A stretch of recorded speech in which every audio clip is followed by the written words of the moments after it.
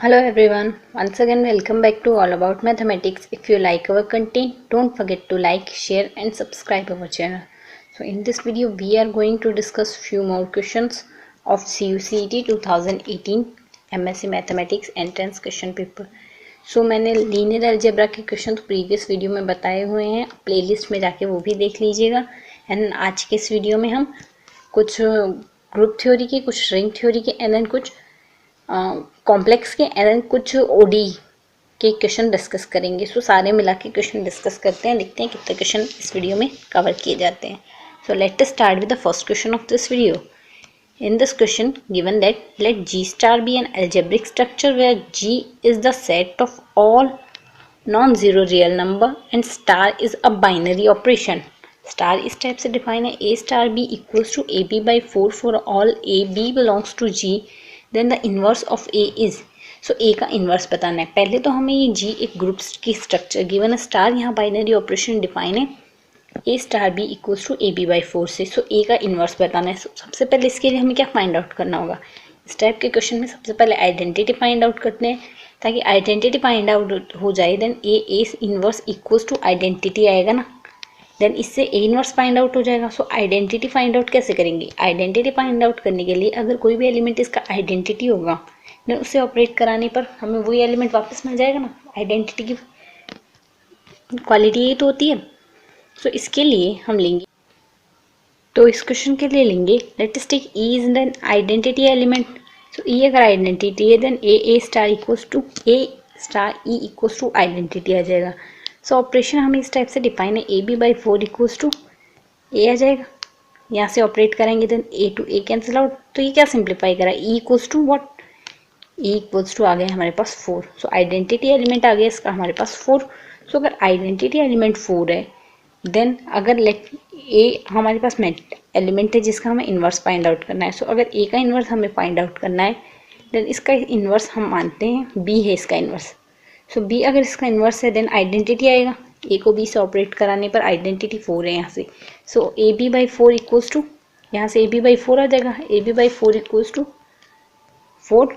Then यहाँ से B क्या आएगा, बी इक्वल्स टू आएगा 16 बाई ए, सिंप्लीफाई कर देंगे क्रॉस प्रोडक्ट करके, then B equals to 16 by A, B हमने इन्वर्स माना था।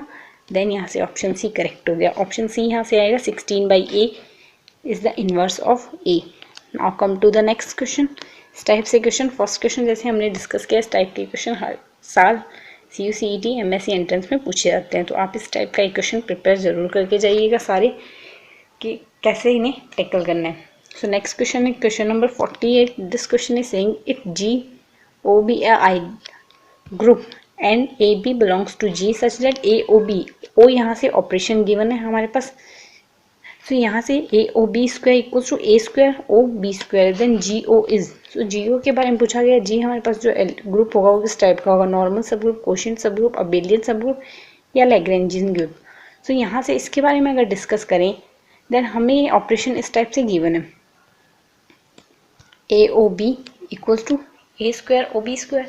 मैं इसे सिंप्लीफाई कर लेंगे, ए ओ बी स्क्वायर को हम क्या लिख सकते हैं, a o b operated with a o b, and then यहाँ से ए स्क्वायर को लिख सकते हैं a O A, and B को लिख सकते हैं बी ऑपरेटेड टू बी, ठीक है। देन यहाँ से ग्रुप हमें गिवन है जी, तो अगर जी अगर ग्रुप है देन एसोसिएटिव प्रॉपर्टी होल्ड होगी, तो यहाँ से बस यहाँ एसोसिएटिव प्रॉपर्टी लगाइए, ए को इन दोनों को साथ में लिख लिया, एन बी को बाहर लिख लिया। सिमिलरली यहाँ भी एसोसिएटिव प्रॉपर्टी लगा ली, इन दोनों को साथ लिख लिया, इन दोनों को बाहर लिख लिया।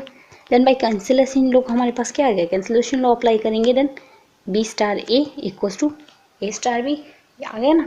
देन ये क्या इम्प्लाई कर रहा है, यहाँ से सारे element for all A B के लिए ये अबेलियन ग्रुप आ गया, अबेलियन ग्रुप आ गया देन कौन सा ऑप्शन करेक्ट हो जाएगा, यहाँ से अगर ये अबेलियन ग्रुप आ गया देन हमारे पास ऑप्शन बी है, ये करेक्ट हो जाएगा। सो यहाँ से ये अबेलियन ग्रुप हो गया। Now to the next question, तो सिंप्लीफाई करना है सिर्फ जो ऑपरेशन हमें गिवन है उसी। नेक्स्ट क्वेश्चन है question number 49. The every sub group of an abelian group is, abelian group के सारे सब ग्रुप कैसे होते हैं, अबेलियन ग्रुप के सारे सब ग्रुप होते हैं हमारे पास नॉर्मल, क्योंकि अबेलियन ग्रुप जो होगा देन उसमें अबेलियन की प्रॉपर्टी होल्ड होगी, a b a star b equals to b star a आएगा हमारे पास। सो यहाँ से और नॉर्मल सब ग्रुप की प्रॉपर्टी भी यही होती है, for all A belongs to H, A H equals to H A, then ये इम्प्लाई करता है ये हमारे पास नॉर्मल सब ग्रुप होगा। सो जितने भी अबेलियन ग्रुप होंगे नॉर्मल सब ग्रुप्स होंगे। Now come to the next question. So यहाँ से हमें नॉर्मल सब ग्रुप के अगर स्टेटमेंट ध्यान हो, नॉर्मल सब ग्रुप के डेफिनेशन, नॉर्मल सब ग्रुप होता क्या है, देन हम इजीली फाइंड आउट कर सकते हैं अबेलियन ग्रुप के सारे सब ग्रुप नॉर्मल सब ग्रुप की प्रॉपर्टी को होल्ड करते हैं। देन यहाँ से ऑप्शन सी करेक्ट हो जाएगा। Now come to the next question is saying if H and K are two subgroups of a group G then HK is a subgroup of G if and only if, ये भी हमारे पास direct result है कि अगर H और K दो G के सब ग्रुप्स हैं देन HK भी G का एक सब ग्रुप होगा if and only if HK equals to KH, then यहाँ से ऑप्शन डी करेक्ट हो जाएगा। सो अगर स्टेटमेंट ध्यान हो देन हम विद इन 2 सेकेंड्स के क्वेश्चन सॉल्व कर सकते हैं। देन मैंने आपको पहले भी कहा है कि आप स्टेटमेंट्स एक बार ज़रूर पढ़ के जाइएगा, सारे स्टेटमेंट्स को एक बार पढ़ लेने से ये होगा कि आप एग्जाम में इजीली अटेम्प्ट कर पाएंगे। सो कॉम्प्लेक्स में भी as it is statement based question आते हैं और रियल में भी कुछ टॉपिक्स से एकदम स्टेटमेंट बेस्ड आ रहे हैं, जैसे कंटिन्यूटी पे आ रहे हैं और सीक्वेंस सीरीज पे भी आ रहे हैं, एंड पॉइंट से टपोलॉजी से भी as it is statement based equation बन रहे हैं।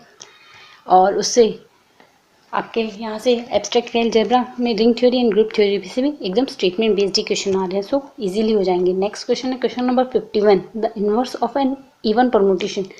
सो ये भी एकदम डायरेक्ट रिजल्ट है। इवन परमुटेशन का इनवर्स क्या होता है, ऑब्वियसली इवन परमुटेशन ही आएगा। देन ऑप्शन बी यहाँ से करेक्ट आ गया।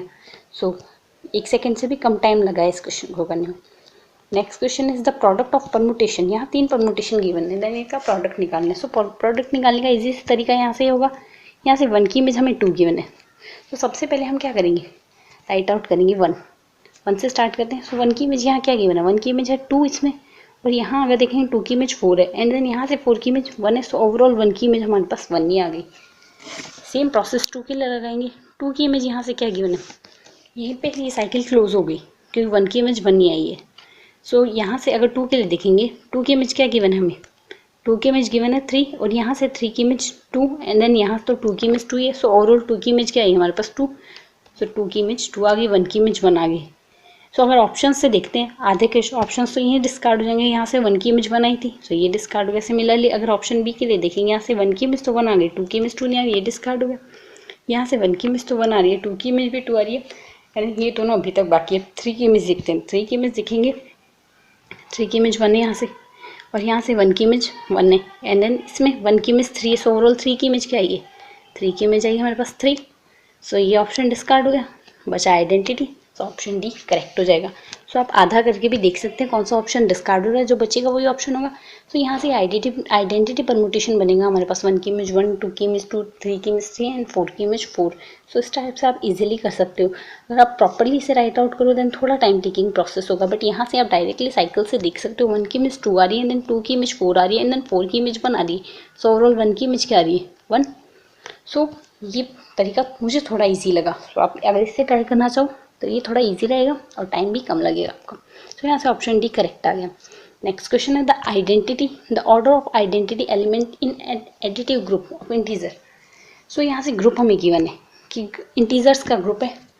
सो यहाँ से इस ग्रुप में आइडेंटिटी एलिमेंट के लिए ऑर्डर क्या होगा, आइडेंटिटी एलिमेंट के लिए फर्स्ट ऑफ ऑल ऑर्डर किस टाइप से डिफाइन करते हैं, a raise to the power n equals to e आता है। सो यहाँ से ये जो एन होता है ये जो स्मॉलेस्ट इंटीजर होता है, तो स्मॉलेस्ट इंटीजर होता है, साथ ही ये ऑर्डर कहलाता है। तो आइडेंटिटी एलिमेंट तो अपने आप में ही ई के इक्वल है, देन आइडेंटिटी एलिमेंट का ऑर्डर क्या आएगा, ऑब्वियसली 0। सो यहाँ से ऑप्शन ही करेक्ट हो जाएगा।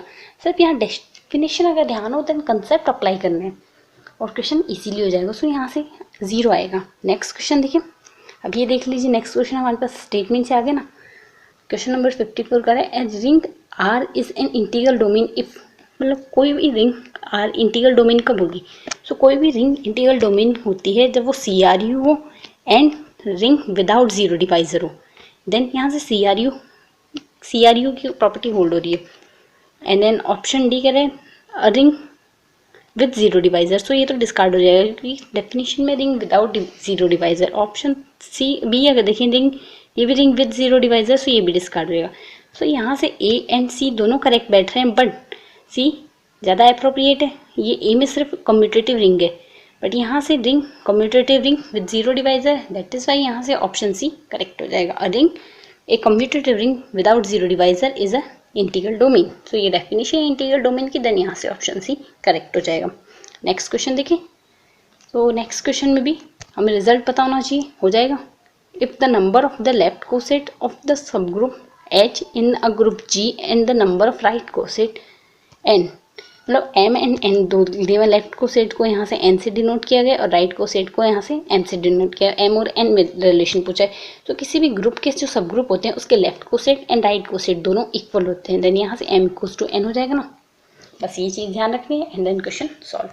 नेक्स्ट क्वेश्चन देखिए।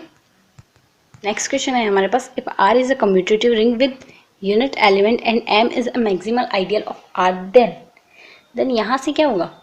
If R is a commutative ring with unit element and M is a maximal ideal of R, मतलब कोई भी कम्यूटेटिव रिंग विद यूनिट हो एंड M कोई भी मैक्सिमल आइडियल हो, देन इसके लिए हमारे पास रिजल्ट है if and only and M is a maximal ideal of R if and only if R by M is a field। so R by M अगर यहाँ से field होगा देन इसी केस में यहाँ से M ये जो है ये मैक्सिमल होगा। so M मैक्सिमल दिया हुआ है implies R by M field होगा। देन यहाँ से option B and option C दोनों सेम ऑप्शन हैं, इसलिए दोनों करेक्ट हो जाएंगे। नेक्स्ट क्वेश्चन है, the solution of D square plus 1 into Y equals to 0 satisfying the initial condition हमें गिवन है। देन या तो इसे सॉल्व कर लो या फिर इनिशियल कंडीशन ही अप्लाई करके देख लेते हैं। इनिशियल कंडीशन हमें क्या कहती है, यहाँ से इनिशियल कंडीशन कहती है y0 equals to 1, so x equals to 0 put करेंगे, देन यहाँ से क्या आएगा 2 into 0 plus sine 0 which is equals to 0, ये डिस्कार्ड हो गया क्योंकि हमें 1 लाना है। सिमिलरली ऑप्शन बी के लिए अगर देखेंगे then cos 0 equals to 1 and sine 0 equals to 0, so ये तो 1 वाली केस तो फुलफिल हो रहा है। एंड देन ऑप्शन डी देख लेते हैं पहले। ऑप्शन डी हमें क्या कहता है, ऑप्शन डी हमें कहता है y equals to 2 cos x plus 2 sin x, then यहाँ से 2 0 आ गया, 2 into sine 0 equals to 0, but यहाँ से 2 इंटू cos 0, तो यहाँ से 2 आ रहा है, y 0 इक्वल्स टू 2, बट हमें 1 लाना है, तो ये ऑप्शन भी डिस्कार्ड हो गया, दो ऑप्शन डिस्कार्ड हुए। नेक्स्ट कंडीशन है y at pi by 2 equals to 1, so y at pi by 2 equals to 1 यहाँ से अगर अप्लाई करते हैं देन क्या आता है हमारे पास, यहाँ से y equals to at pi by 2 अगर अप्लाई करेंगे देन ऑप्शन बी में तो हमारे पास 2 आ रहा है एंड ऑप्शन सी में हमारे पास क्या आ रहा है, ऑप्शन सी में हमारे पास 1 आ रहा है। देन सिंपली हम यहाँ से कह सकते हैं हमारे पास कौन सा ऑप्शन करेक्ट होगा, हमारे पास यहाँ से करेक्ट होगा ऑप्शन सी।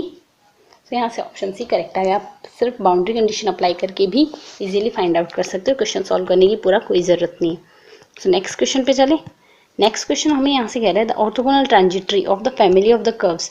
तो यहाँ से फैमिली ऑफ कर्व गिवन है x square minus y square equals to A square is. तो यहाँ से इसके लिए ऑर्थोगोनल ट्रांजिटरी निकालें। ऑर्थोगोनल ट्रांजिटरी निकालने की क्या प्रोसेस है, ऑर्थोगोनल ट्रांजिटरी अगर हमें निकालनी है तो उसकी इजीली प्रोसेस है। सबसे पहले तो हम उसमें डिफाइन करेंगे d y by d x में सिंप्लीफाई कर लेंगे, then d y by d x की जगह minus d x by d y निकाल लेंगे। सो यहाँ से डी वाई बाई एक्स के रेस्पेक्ट में डिफ्रेंशिएशन कर देंगे। सो क्या आएगा 2x minus 2y d y by d x equals to 0। Then यहाँ से बस रिप्लेस कर देंगे d y by d x को minus of d x by d y से रिप्लेस कर दिया यहाँ से। सो किस में सिंप्लीफाई हो गया x plus y d y by d x by d y equals to 0। Then यहाँ से सिंप्लीफाई कर लिया d y by y plus d x by x equals to 0, integrate कर दिया दोनों side. Then log y plus log x equals to log c, anti log ले लिया x y equals to c। Then कौन सा option correct हो गया, x y equals to c आ रहा है हमारे पास यहाँ से।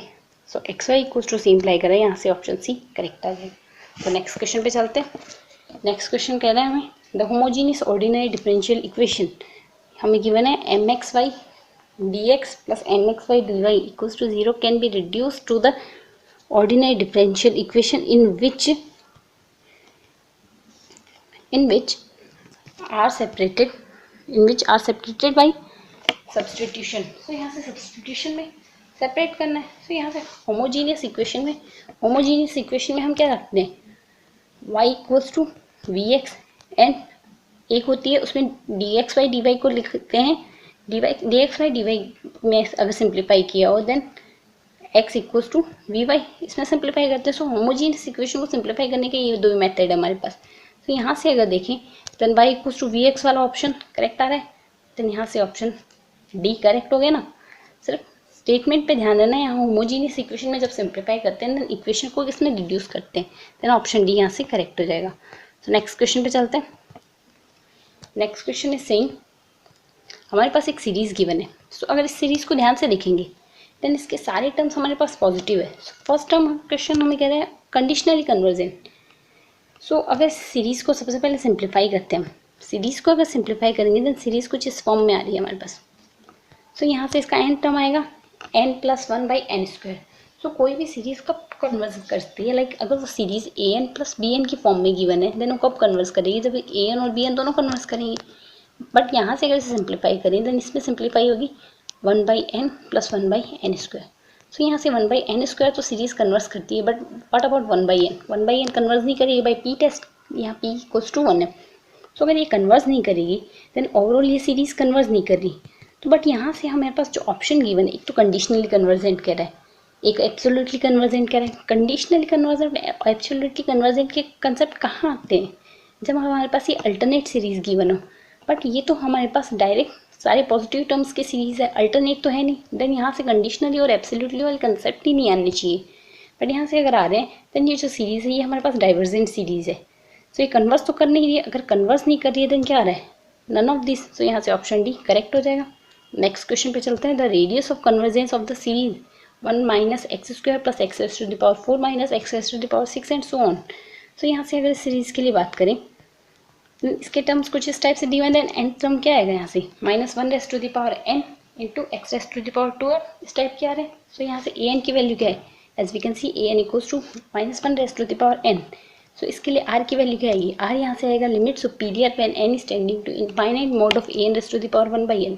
सो यहाँ से 1/n कंसेप्ट लगाएंगे तो पावर तो 1 आ गई, और मोड ऑफ an लेना है देन -1 का क्या हो गया +1। तो r = क्या आ गया +1। और अगर r = +1 आ गया देन यहाँ से कौन सा ऑप्शन करेक्ट हो गया, if r = +1 then option B is correct statement. Now come to the next question. So next question is saying if GO is a group of order 24, मतलब 24 ऑर्डर का group है, then G can have सब group of order. तो G में कौन से order के सब ग्रुप पॉसिबल है, सो 24 ऑर्डर का ग्रुप है। सो कोई भी अगर H इसका सब ग्रुप होगा, इफ H इज सब group of G then order of H must divide order of G। So मतलब इसका एक डिवाइजर होगा, 24 के डिवाइजर होंगे। देन 5 24 का डिवाइजर होता है नहीं, 7 24 का डिवाइजर होता है नहीं, 9 भी नहीं होता। सो 8 होता है, जी हाँ 8 24 का डिवाइजर है। देन यहाँ से ऑर्डर 8 का एक सब ग्रुप इसका पॉसिबल है। सो ऑप्शन सी यहाँ से करेक्ट हो गया। Now come to the next question. यहाँ लैग्रेंजेस थ्योरम अप्लाई हुई है, सो रिजल्ट ध्यान होनी चाहिए। सो नेक्स्ट क्वेश्चन पे अगर चलें, नेक्स्ट क्वेश्चन हमें कहता है if the series sum of an converge then the sequence an diverse converges to 0, converges to any number and none of this. So कोई भी सीरीज अगर कन्वर्स करती है देन इसके लिए हमारे पास रिजल्ट, अगर कोई भी सीरीज कन्वर्स करती है then limit n is tending to infinite an equals to क्या आता है, इक्वल्स टू आता है 0। सो यहाँ से ये 0 आएगा देन ये क्या अप्लाई करें, कन्वर्स टू 0, मतलब द सीक्वेंस जो सीक्वेंस होगी वो तो डेफिनेटली कन्वर्स करेगी ही करेगी। और किस पे कन्वर्स करेगी, 0 पे कन्वर्स करेगी। देन यहाँ से ऑप्शन भी करेक्ट हो गया, इससे स्टेटमेंट बेस्ड क्वेश्चन ही आए। नेक्स्ट ऑप्शन, नेक्स्ट क्वेश्चन कहता है if a sequence is not Cauchy then it is. So कोई भी सीक्वेंस अगर कोशी नहीं होती, हमारे पास रियल एनालिसिस में रिजल्ट है कि कोई भी सीक्वेंस अगर कोशी होती है इफ एंड ओनली वो कन्वर्जेंट होती है। देन अगर वो कोशी सीक्वेंस ही नहीं है देन ऑप्शन बी तो डिस्कार्ड हो गया, कन्वर्जेंट नहीं होगी। बाउंडेड हो कोई ज़रूरी थोड़ी ना है, लाइक एन an = n ले लेते हैं, ये सीक्वेंस बाउंडेड नहीं है और कोशी भी नहीं है, तो बाउंडेड होना कोई ज़रूरी नहीं है। मतलब यहाँ तो हमें सिर्फ ये दिया ऐसी सीक्वेंस लो जो कोशी नहीं है, ये सीक्वेंस कोशी नहीं है देन ये बाउंडेड, बट ये बाउंडेड भी नहीं है, देन ऑप्शन सी भी डिस्कार्ड हो गया। तो बी सी डिस्कार्ड हो गया। ये कह रहा है डाइवर्जेंट सीक्वेंस, जरूरी थोड़ी ना है।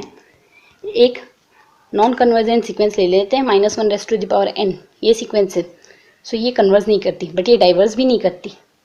सो ये इंप्लाई करता है यहाँ से ऑप्शन ए भी डिस्कार्ड हो गया। बच्चा कौन सा option, none of this, option D correct हो गया। यहाँ से काउंटर एग्जाम्पल पता हो तो क्वेश्चन ईजिली सॉल्व हो गया। नेक्स्ट क्वेश्चन है limit n is tending to infinite 1/n into 1 + 2⁻1/2 + 3⁻1/3 and so on n⁻1/n। So यहाँ से कोशीज टेस्ट लगाएंगे। सो ये टेस्ट हमें कहता है अगर हमें कोई सीक्वेंस इस टाइप से गिवन है, limit n is tending to infinite a1 + a2 + an/n, तो यहाँ से ये सीक्वेंस किस पे कन्वर्स करेगी, इस टाइप की ये कन्वर्स करेगी। Limit n is tending to infinite an = अगर इसकी लिमिट l आ रही है देन इसकी लिमिट भी हमारे पास l आएगी। सो इस रिजल्ट से अगर देखें ना इसमें an की वैल्यू क्या है, n⁻1/n। सो इसकी लिमिट हमें पता होना चाहिए n is tending to infinite पे क्या आएगी। सो इसके हम ऐसा तो निकाल नहीं सकते। सो अगर कोई भी सीरीज या सीक्वेंस हमें एलिमेंट इस टाइप से गिवन हो, an⁻1/n टाइप से गिवन हो, un⁻1/n, an यहाँ पे ये ले लिया इसलिए।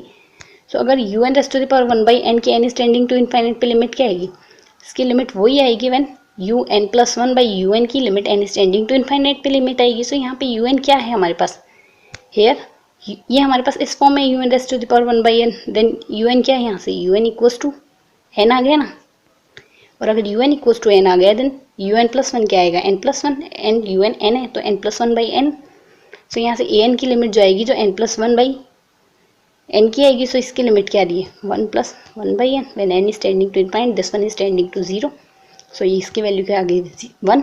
सो यहाँ से इसकी लिमिट क्या आएगी, अगर इसकी लिमिट हमारे पास 1 आ रही है देन इसकी लिमिट क्या आएगी, 1। सो यहाँ से इसकी लिमिट आ गई हमारे पास 1। सो यहाँ से लिमिट 1 आना इम्प्लाई कर रहा है, यहाँ से कौन सा ऑप्शन करेक्ट होगा, यहाँ से लिमिट 1 आना इम्प्लाई कर रहा है, option E will the correct answer. Now come to the next question.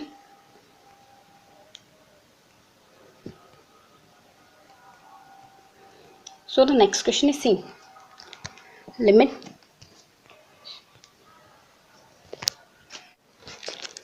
तो यहाँ से इन क्वेश्चन को रिवर्स फॉर्मेट में स्टार्ट करते हैं। सो यहाँ से लास्ट क्वेश्चन 89 हमें क्या गिवन है, N analytic function is. So कोई भी एनालिटिक फंक्शन होता है वो इनफाइनाइटली डिफरेंशिएबल होता है। ये 2019 के क्वेश्चन पेपर पे मैंने आपको बताया।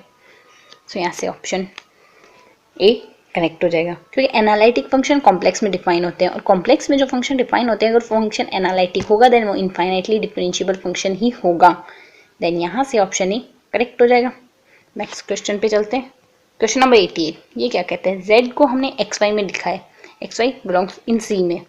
सो z bar equals to z है, तो z बार हमें बताना है क्या होगा।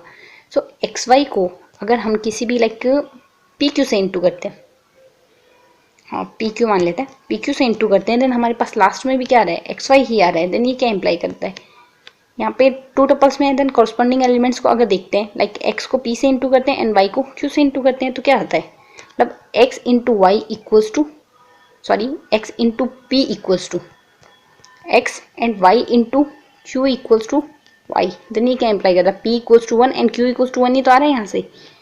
सो p equals to 1 q equals to 1 क्या इंप्लाई करता है, p q equals to 1 1, then z bar क्या आ गया 1 1। सो यही कंसेप्ट लगा के यहाँ से इस क्वेश्चन को सॉल्व करना है। सो नेक्स्ट क्वेश्चन पे देखें। नेक्स्ट क्वेश्चन हमें कहता है क्वेश्चन नंबर 87 द पॉलिनोमियल हमें गिवन है 2x³ - 15x² + 36x + 1 is decreasing in the interval. So हमें बताना है कहाँ डिक्रीजिंग होगा। सो अगर इस क्वेश्चन की बात करें, इस क्वेश्चन को लेंगे हम, यहाँ से हमने गिवन है f(x) = 2x³ - 15x² + 36x + 1। So increasing and decreasing देखने के लिए इसका डेरिवेशन, इसका डिफरेंशिएशन कर देंगे। तो इसका जो डिफरेंशिएशन करने पर जो वैल्यू आएगी अगर वो लेस देन 0 होगी देन डिक्रीजिंग, और अगर ग्रेटर देन 0 होगी then increasing.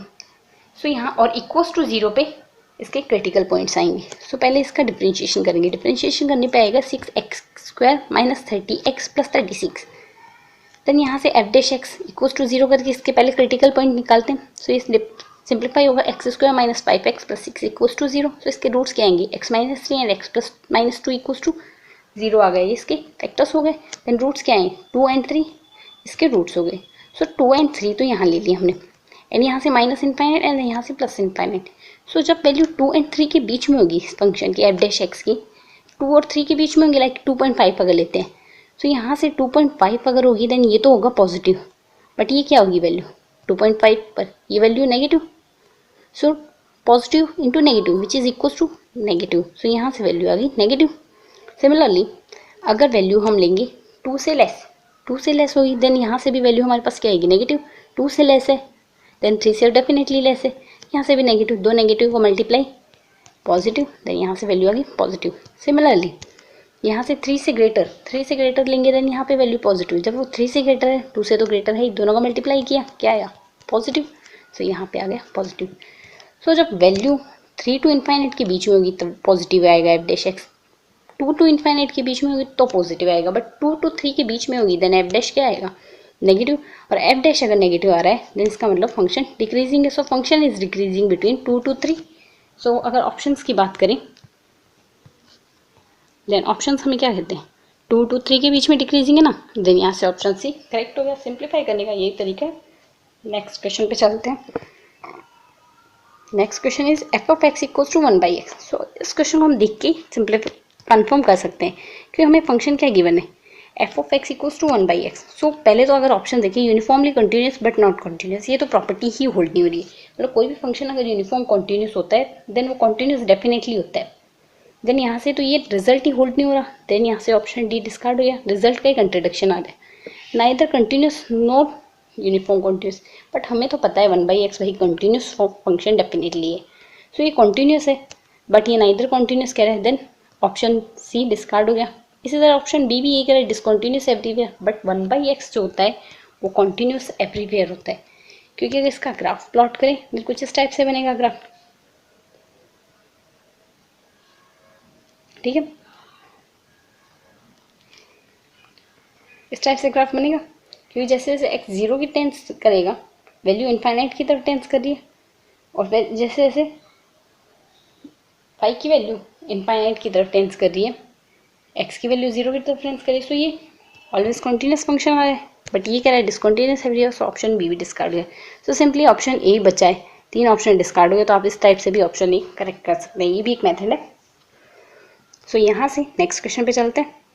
Next question, question number 85। This question is saying f of x equals to mode of x by x, x does not equals to 0 may be continuous at origin if.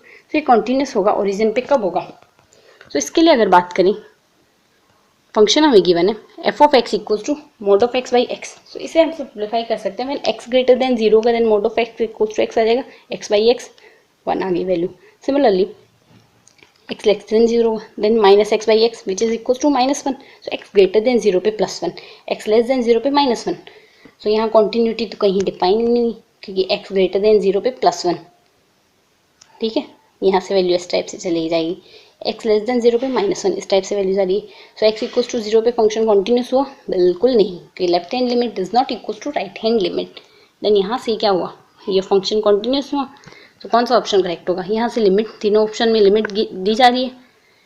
सो यहाँ से क्या apply करें, can not be continuous for any value of f0। So option D यहाँ से correct होगा। सो इस type से आप वैल्यूज निकाल के भी क्वेश्चन कर सकते हैं। Now come to the next question.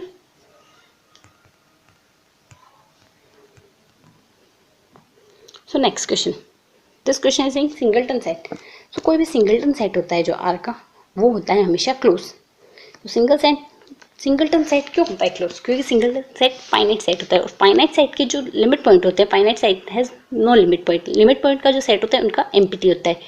So limit point का सेट अगर एम्प्टी होगा देन सारे लिमिट पॉइंट्स सेट के अंदर बिलोंग्स कर रहे हैं ना, क्योंकि लिमिट पॉइंट है ही नहीं, जब वो बिलोंग्स तो करेंगे ना, तो है ही नहीं, देन वो फाई सेट है, देन फाई सेट तो हर सेट में बिलोंग करता है, क्योंकि लिमिट पॉइंट का जो सेट होगा वो इसका पाई होगा फाइनाइट सेट का।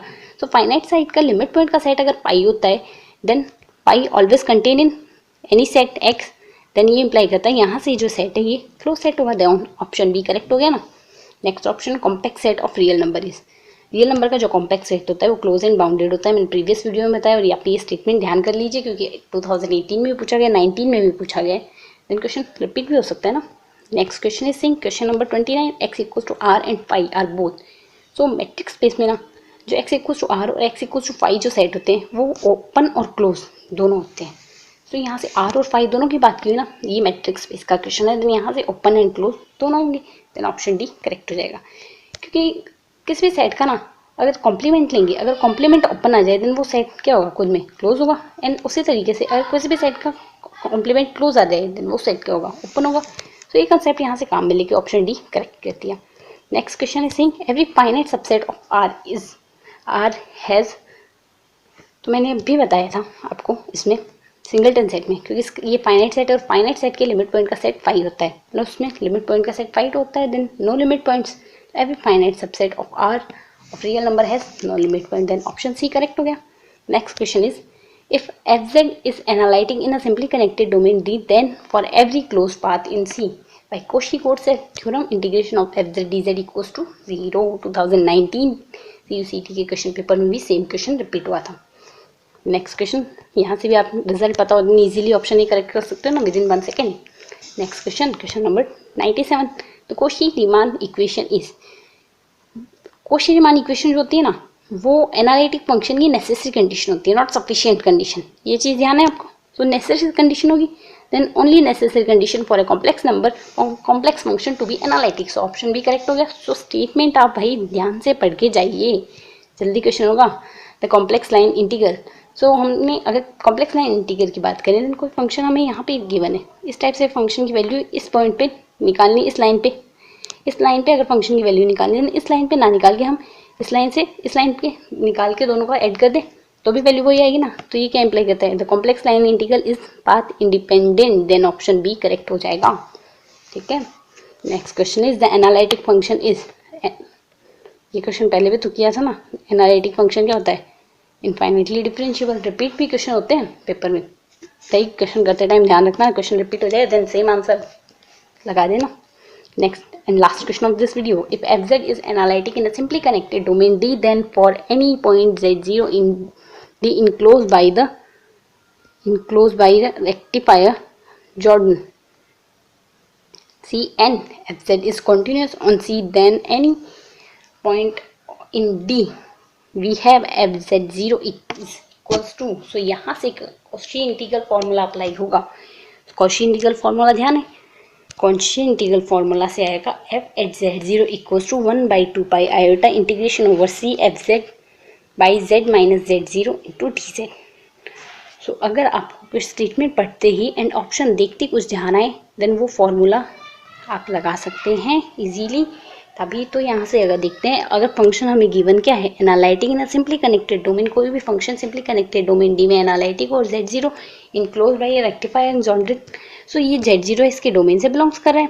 सो एफ जेड कॉन्टिन्यूस है ऑन सी पे, then by the Cauchy integral formula f at z zero equal to 1/2 pi iota integration over c f z over z minus z zero D z. सो यहाँ से option be easily correct हो जाएगा।